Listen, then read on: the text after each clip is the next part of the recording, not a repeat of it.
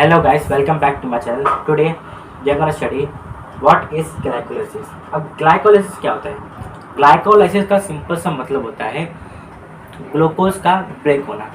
क्योंकि बायोलॉजी में क्या होता है, बेसिकली हर एक वर्ड का मीनिंग होता है। तो हम लोग क्या करते हैं, वर्ड्स को ब्रेक करते हैं बायोलॉजी में हर एक वर्ड का ब्रेक करने के बाद कुछ मीनिंग निकलता है। तो हम लोग इसको ब्रेक करेंगे तो क्या मिलेगा, ग्लाइको यानी ग्लूकोज, और लाइसिस मतलब ब्रेकिंग। लाइसिस का सिंपल मीनिंग, जहाँ पर भी लाइसिस लग जाए तो समझ जाओ वो मॉलिक्यूल का ब्रेक हो रहा है, ब्रेकिंग हो रहा है। ठीक है, अब ग्लाइकोलाइसिस समझ में आ गया कि ब्रेकिंग ऑफ ग्लूकोज मॉलिक्यूल। तो ये प्रोसेस में क्या होगा, ये प्रोसेस में ग्लूकोज का मॉलिक्यूल ब्रेक होगा। ठीक है, तब जाके क्या मिलेगा हम लोग को, एनर्जी। अब इसमें दिया गया है कि ग्लाइकोलाइसिस अकर इन साइटोप्लाज्म, मतलब साइटोप्लाज्म, सेल का जो साइटोप्लाज्म होता है, जो लिक्विड मटेरियल होता है, उसमें ग्लाइकोलाइसिस प्रोसेस अकर करता है। ठीक है, मतलब ये माइटोकॉन्ड्रिया में फॉर्म नहीं होता, ये साइटोप्लाज्म में होता है, और साइटोप्लाज्म में वो एनर्जी प्रोडक्शन करता है, मतलब ये प्रोसेस फॉर्म होता है। यहाँ पे ग्लूकोज का मॉलिक्यूल ब्रेक होता है। ठीक है, अब इन दिस प्रोसेस, अभी आपके चैप्टर में ग्लाइकोलाइसिस का पूरा रिएक्शन नहीं दिखाया गया है, क्योंकि वो बहुत डिफिकल्ट होगा और आपके एग्ज़ाम में इतना नहीं पूछा जाएगा। तो सिंपली हम लोग ग्लाइकोलाइसिस का जो मेन प्रोडक्ट होगा, जो मेन प्रोडक्ट फॉर्म होगा, उसको हम लोग देखेंगे। तो इस प्रोसेस में हम लोग को मेन प्रोडक्ट क्या मिलता है, पायरुविक एसिड। कितना मॉलिक्यूल, 2।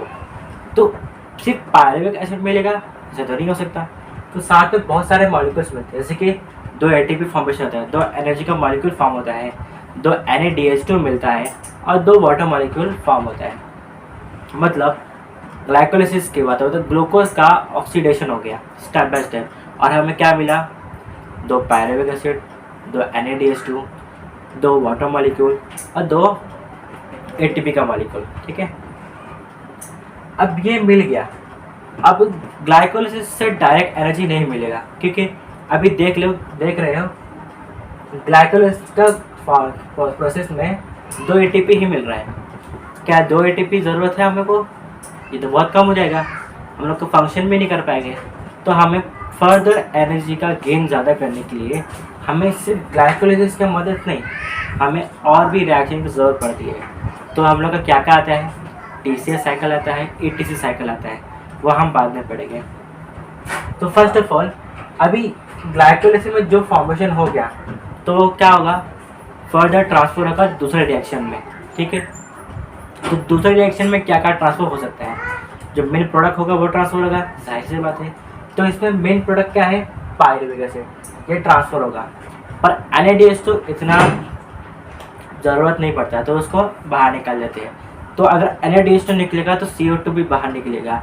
अब CO2 क्यों निकलेगा, क्योंकि हम लोग को इस रिएक्शन में CO2 की ज़रूरत नहीं होता है, CO2 हम लोग इस्तेमाल नहीं करते। हम लोग किसका इस्तेमाल करते हैं, वाटर मॉलिक्यूल का, ऑक्सीजन का। तो वाटर मॉलिक्यूल ऐड होगा और पायरुविक एसिड ऐड होगा, और ATP बन ही चुका है, तो वो ऐड नहीं होगा। ठीक है, अब जब पायरुविक एसिड ऐड होगा तो डायरेक्ट ऐड नहीं हो सकता, तो उसको कन्वर्ट होना पड़ेगा। तो किस में कन्वर्ट होगा, एसिटाइल कोएंजाइम A। अब बेसिकली कोएंजाइम A मतलब एंजाइम जो है A मॉलिक्यूल का, वो क्या है, एंजाइम का सिंपल सा मतलब क्या होता है, एंजाइम इज अ कैटलिस्ट। ठीक है, ये क्या करेगा, कोई भी रिएक्शन जो चल रहा है उसको स्टार्टअप करेगा या फिर बूस्ट करेगा, स्पीड अप करेगा। एंजाइम का एक ही काम होता है, रिएक्शन को आगे बढ़ाना, या तो जल्दी करेगा या तो स्टार्ट करेगा। ठीक है, अब ये तो समझ गया कि एसिटाइल कोएंजाइम A बनता है, और क्या निकला, NADH2 और CO2 और NADH2 इस प्रोसेस से बाहर निकल गया। अब ग्लाइकोलाइसिस का जब प्रोसेस हो गया, ठीक है, पर हम लोग को कैसे मालूम पड़ा कि ग्लाइकोलाइसिस ही फॉर्म होता है, ग्लाइकोलाइसिस प्रोसेस साइटोप्लाज्म में होता है। तो किसी साइंटिस्ट ने फाइंड किया होगा ना, तो इसमें साइंटिस्ट कौन है, Gustave एम्डेन, auto Meyerhof and Jacob Parnas. ये 3 साइंटिस्ट ने ग्लाइकोलाइसिस का डिस्कवर किए थे। और कहाँ डिस्कवर किए थे, मसल्स में, क्योंकि मसल्स की ऐसा जगह होता है, ऐसा बॉडी पार्ट होता है जहाँ पे एनर्जी की ज़रूरत ज़्यादा होती है। ठीक है, तो वहाँ पे यूजुअली इजीली हमें आसानी से ग्लाइकोलाइसिस का प्रोसेस दिख जाता है। तो 3 साइंटिस्ट ने क्या किए, मसल्स में ग्लाइकोलाइसिस का डिस्कवर किए, इसलिए हम लोग इस ग्लाइकोलाइसिस का प्रोसेस को EMP पाथवे भी बोलते हैं। तो अगर किसी ने पूछा एग्जाम में कि व्हाट इज EMP पाथवे, तो हमें किसका आंसर लिखना है, ग्लाइकोलाइसिस। अभी हम लोग पढ़े थे ग्लाइकोलाइसिस। तो ग्लाइकोलाइसिस में क्या बना था, पायरुविक एसिड, ATP, NADH2 और वाटर मॉलिक्यूल। तो इसमें क्या ट्रांसफर हुआ था अगले इस प्रोसेस में, पायरुविक एसिड, और वो क्या बना था, एसिटाइल कोएंजाइम A। अब वो कहाँ ट्रांसफर होता है, TCA साइकिल में, मतलब ट्राई कार्बोक्सिलिक एसिड साइकिल। अब ये साइकिल में एसिटाइल कोएंजाइम एंटर करता है, पर वो एसिटाइल कोएंजाइम कहाँ पे एंटर हुआ, ये साइकिल प्रोसेस कहाँ हो रहा है, माइटोकॉन्ड्रिया में। ठीक है, अब माइटोकॉन्ड्रिया में ये रिएक्शन परफॉर्म हो रहा है। अब ये एसिटाइल कोएंजाइम A है वो साइक्लिक प्रोसेस में जाएगा, क्योंकि ये ट्राई कार्बोक्सिलिक एसिड साइकिल का मतलब ये होता है कि जो 3 कार्बन है वो साइक्लिक चेन रिएक्शन परफॉर्म कर रहे हैं। तो ये परफॉर्म कैसे हो रहा है, साइक्लिक में। तो रिएक्शन कैसे परफॉर्म होगा, साइक्लिक में। तो एसिटाइल कोएंजाइम A ऑक्सीडाइज होगा और क्या परफॉर्म करेगा, क्या फॉर्म करेगा, कार्बन डाइऑक्साइड, वाटर, NADH2 और FADH2। अब ये NADH2 और FADH2 क्या होता है, एक बेसिकली एंजाइम होता है जो सेलुलर रेस्पिरेशन में काम आता है। अब NADH2 का फुल फॉर्म होता है निकोटिनामाइड एडेनिन डाई न्यूक्लियोटाइड। ठीक है, अब इसमें 2 हाइड्रोजन का मॉलिक्यूल बाइंड होता है।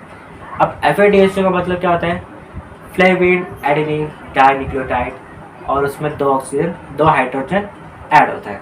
ठीक है, ये 2 एंजाइम फॉर्म हुए और कार्बन डाइऑक्साइड और वाटर मॉलिक्यूल फॉर्म हुआ। अब ये जो रिएक्शन है ये किसने परफॉर्म किया था, किसने डिस्कवर किया था, इसको डिस्कवर करने वाला जो साइंटिस्ट है इसका नाम है सर हैंस क्रेब्स। तो ये साइकिल को, ये TCA साइकिल को हम लोग क्रेब्स साइकिल से भी जाना जाता है। मतलब किसी ने पूछ लिया कि व्हाट इज क्रेब्स साइकिल, मतलब वो क्या पूछ रहा है, TCA साइकिल पे। ठीक है, अब ये प्रोसेस में कार्बन डाइऑक्साइड, वाटर और NADH2 और FADH2 बन गया। अब ये कहाँ जाएगा, ATC साइकिल में। अभी हम लोग पढ़े थे TCA साइकिल के बारे में, यानी क्रेब्स साइकिल के बारे में।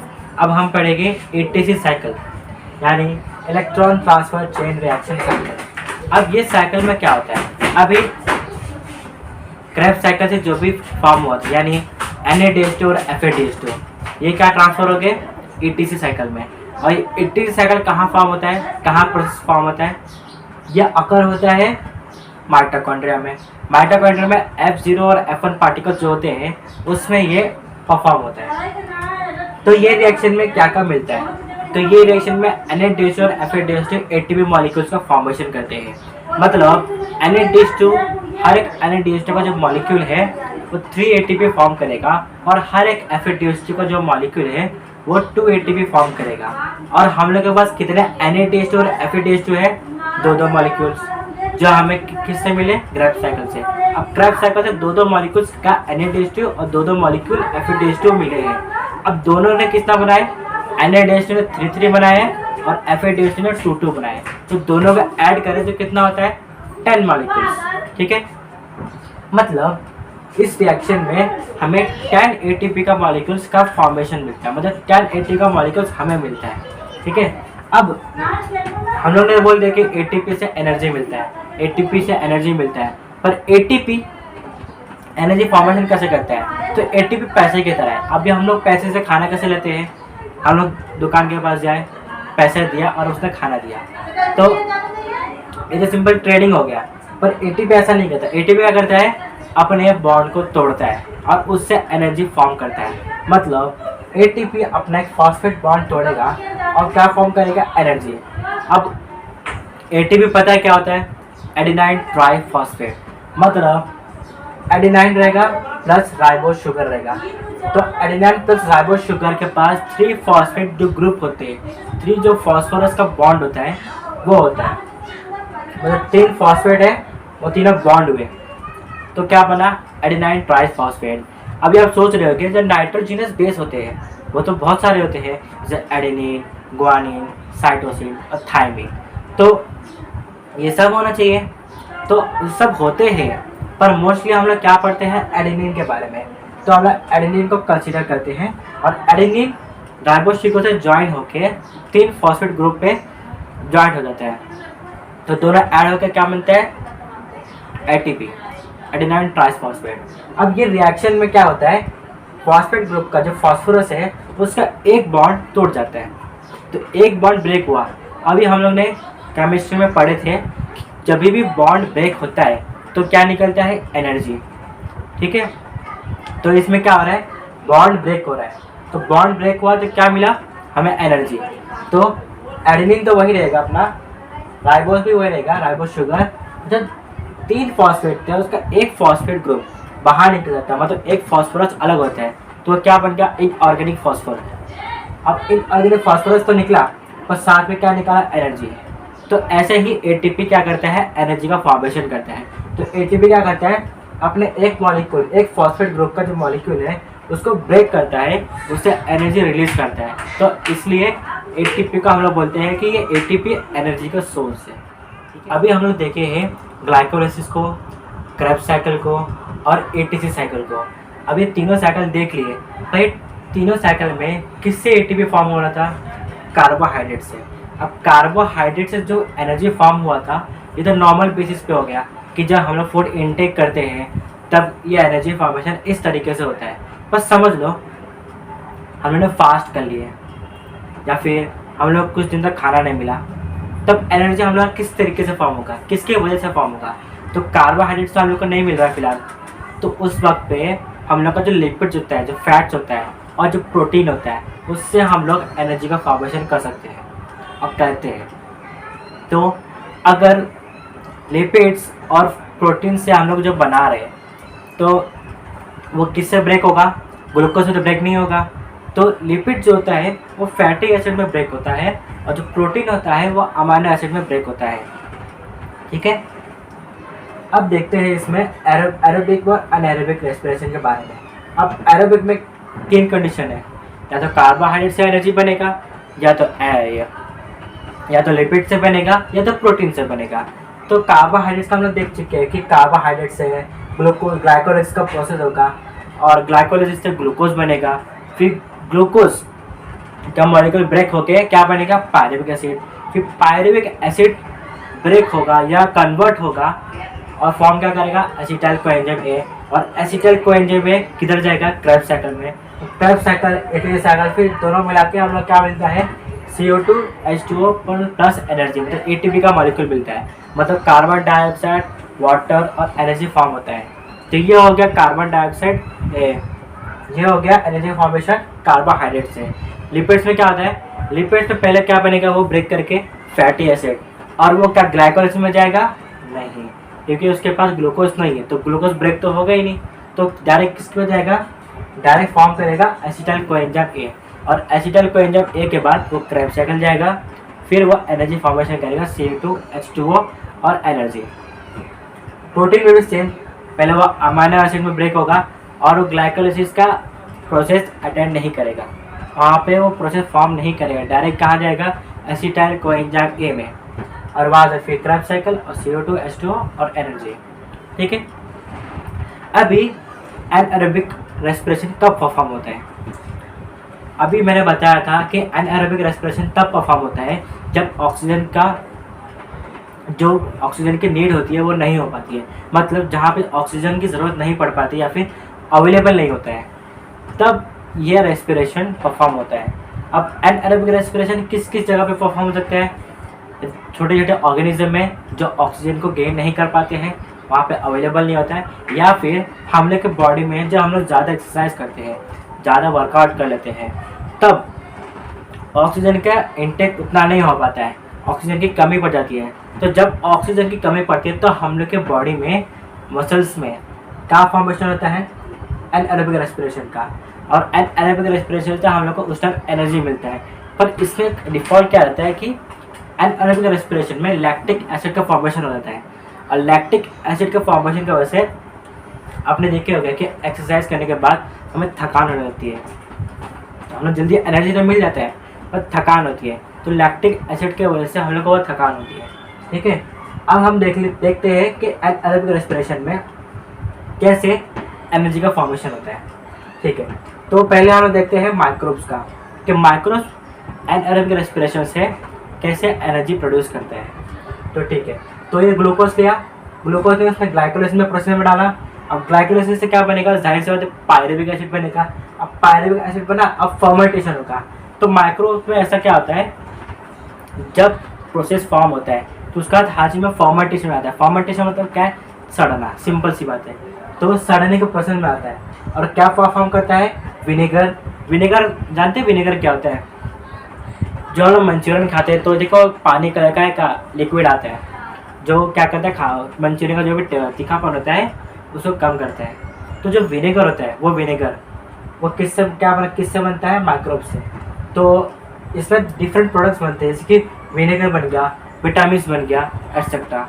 मतलब ग्लूकोज और ग्लाइकोलाइसिस मतलब एनाएरोबिक रेस्पिरेशन से माइक्रोब्स क्या बनाते हैं, विनेगर, विटामिन एटसेट्रा।